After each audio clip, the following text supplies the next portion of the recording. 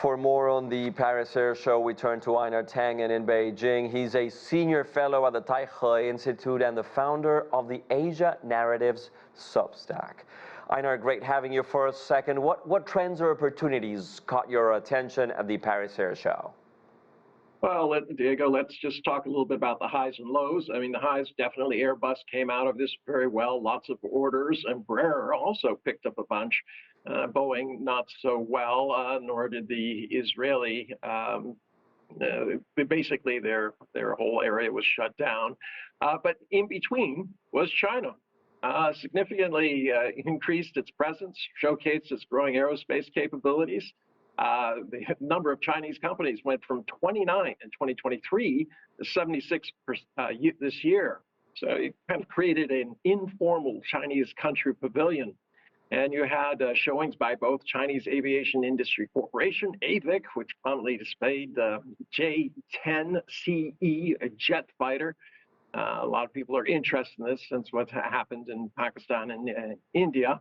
And other models of advanced fighters like the J-20 and the J-35A stealth fighter, which is just making its international debut. We'll discuss more about this, but I want to touch on something that went a little bit slightly unnoticed in the coverage. How do you assess President Macron's call for Europe to significantly ramp up investment in space as a means of geopolitical power? Well, there are a lot of things that Macron says. He seems to be all over the map these days. The question is, where does the money come from, and can he get his 26 partners to agree? It sounds good, kind of like Space Force and things like this, but you have to start remembering that if you think that the geopolitical arena is moving to space, all you're doing is adding another complexity, another high-cost area to this perception that somehow preparing for war makes you stronger in defense.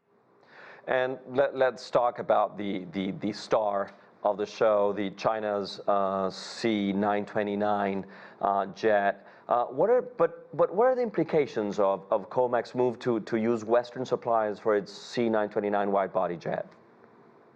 Well, basically they have to. China has not caught up in this area, but I imagine that at some point it will. Now, the aviation industry is interesting. They recognize that they have huge opportunities in China in terms of the market, a number of planes. It's estimated by COMAC to be about over 21% of all the airplanes sold over the next 30, 40 years are going to be bought by China. And then there's the servicing. That's a huge area, and there are various estimates between 1.6 trillion by Boeing, and then another about half that much is by Airbus.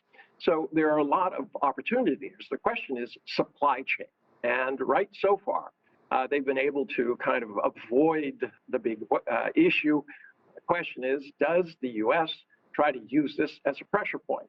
I think, hopefully, Washington is learning that you can certainly prevent the sale of high-end electronics to China, but all that does means that those companies are going to be less competitive and have less opportunities in the future.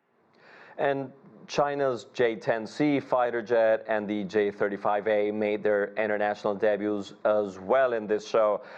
What's the importance of Chinese military display? Well, the Chinese military display is unusual in this perspective. They're going out and saying, look, this is not the U.S. model where the U.S. would sell a F-35 and then, everything has to be done by them. It's extremely expensive. There are questions about its abilities in actual combat situations. So what China's saying is, look, we're going to co-develop this. We're going to work together. This is not going to be an extractive model. This is going to be a cooperative model. So there are strong differences in the approach that the U.S. is taking versus China.